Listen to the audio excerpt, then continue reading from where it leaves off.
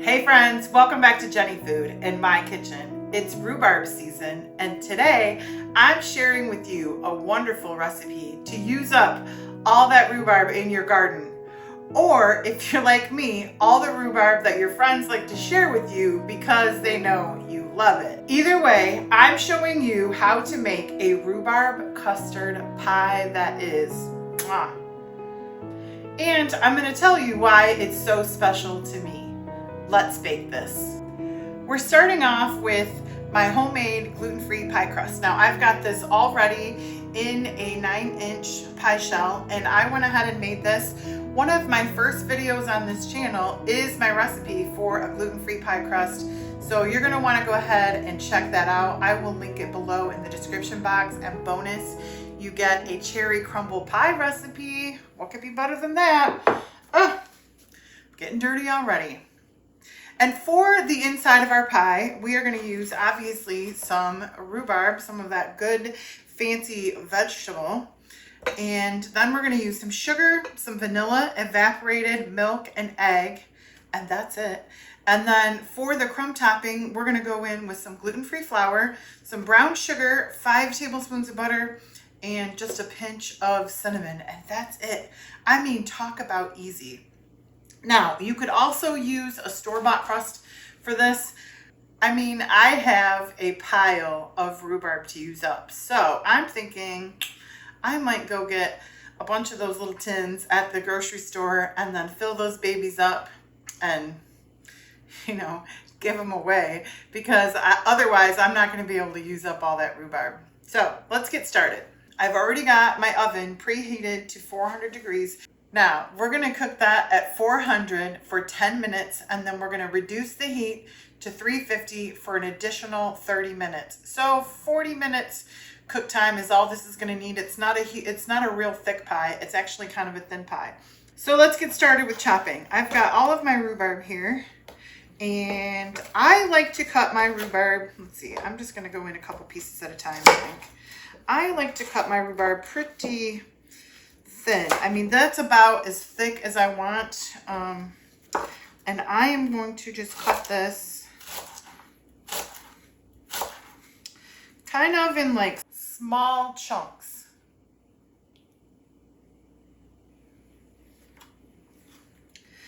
And the reason I do that is because we want this rhubarb to cook. It's not going to be in the oven forever, and so we don't want these huge honking pieces of rhubarb. So I like to cut them kind of on the small side and uniform. And like I said, we only need 2 cups per pie. It's pretty, I mean, that's what's nice about this. Usually when somebody hands me rhubarb, it's always like a bag full, and I only need 2 cups per pie. So I can usually go pretty far on a bag of rhubarb. But I told you earlier, rhubarb desserts are something that are very special to me.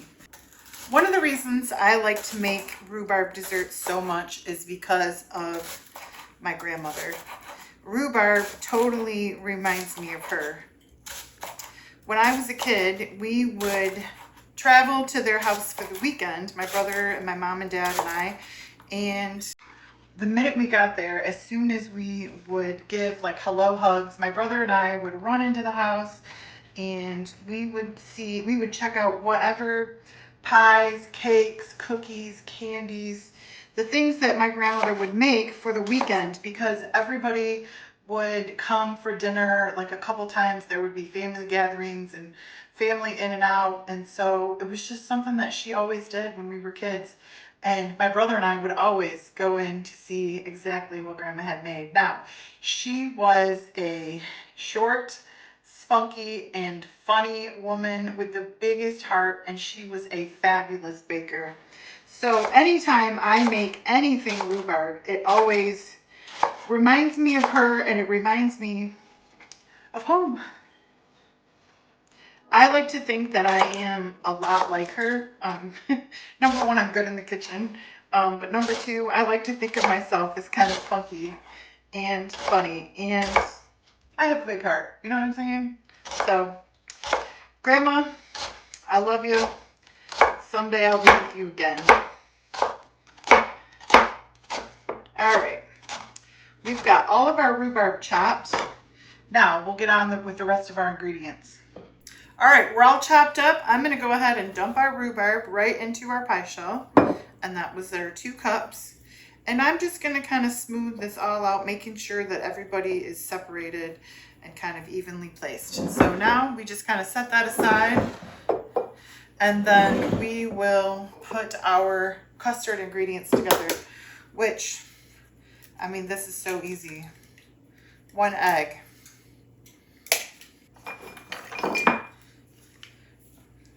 3 tablespoons of evaporated milk. And I just put a little slit in my can so I can kind of control how that comes out. So there's 1.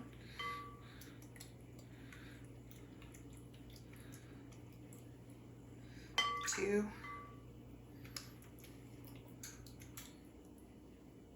3. All right. And then, oops, I probably should have done my dry ingredients first, but I need 2 tablespoons of flour. And this is, again, gluten-free.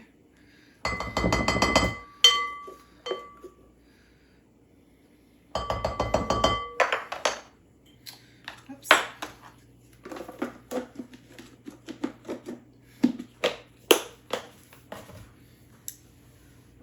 And then 1 cup of sugar.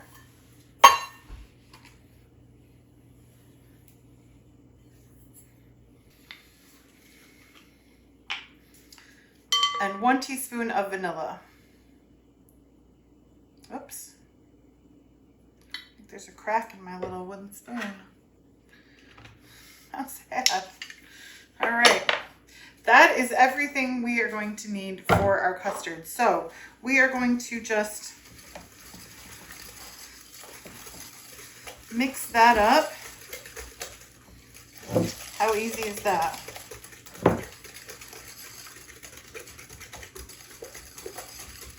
All right. Pretty simple. Just whiz that up. Oops. And then we are just going to pour that right over our pie.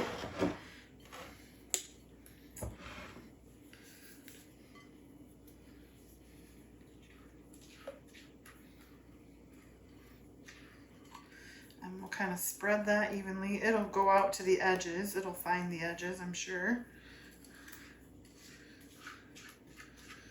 All right. I'm so excited about this for dinner. And that'll kind of find its way to the edge evenly as it cooks. So we'll set that kind of aside. And now we'll go ahead and we'll make our crumb topping. Now I've got 5 tablespoons, and this is just perfectly room temperature butter. Not super soft, but kind of. And then to that, I'm going to add 1/4 of a cup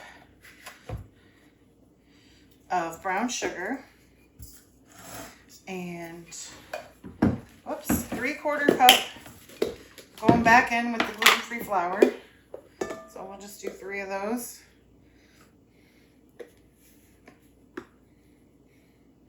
And if I remember right, this makes quite a bit of topping, but I use it all.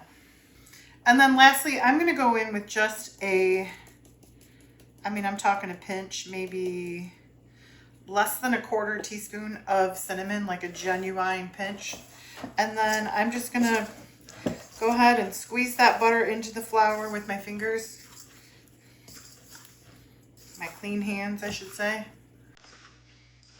And then we will do like we do, and we will make that crumb topping.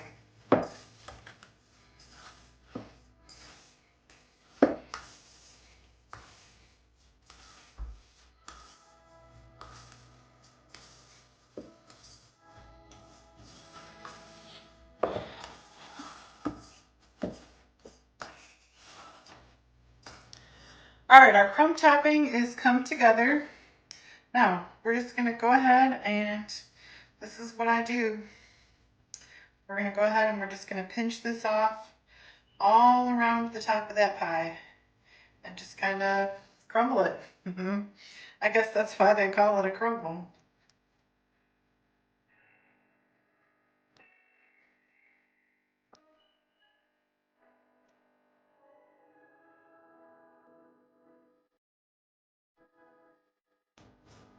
All right, our crumble is completed, and we're gonna put this in the oven, again, 400 degrees for 10 minutes, and then we're gonna turn it down to 350 for an additional 30 minutes. And then we're gonna let it slightly cool, and we'll taste it. All right, friends. Well, our rhubarb custard pie is all out of the oven, and there's just a touch of warm left to it, which means it is time to eat this baby. It looks so good. I'm gonna go ahead and I'm gonna cut. That crust feels like it's good. All right, I will cut a nice big fat piece for my husband. All right, we'll just go ahead and get that out. Come on, pie. Oh, where's my piece at? Okay. Oh, that came out pretty good. All right, and then just give him those little bits that broke off. That's the good stuff, you know what I'm saying? All right, and then here is a piece for me.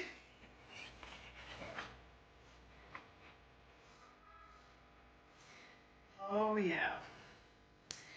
Oops. Looks like I get a little helping too. It's set up pretty good. It's still pretty warm, so. And then the little girl just gets a little piece of pie. All right. Oops. Oh, I feel like I'm making a mess, but you know what? We're at home. All right, I'm gonna set this aside, and then I'm gonna go in a little scoop of vanilla. All right. All right. Let's give this pie a twirl. Look how pretty that is.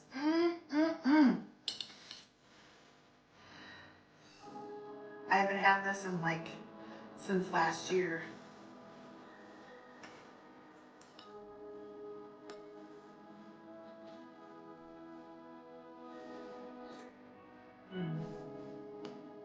Oh, friends. That is so good. Oh my goodness. I'm going in for a second bite. I promised the little girl that I wouldn't eat my whole piece of pie while I was filming. She wanted me to wait for them.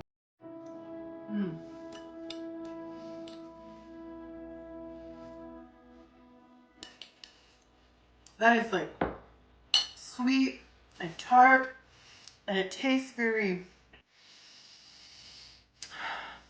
old-fashioned.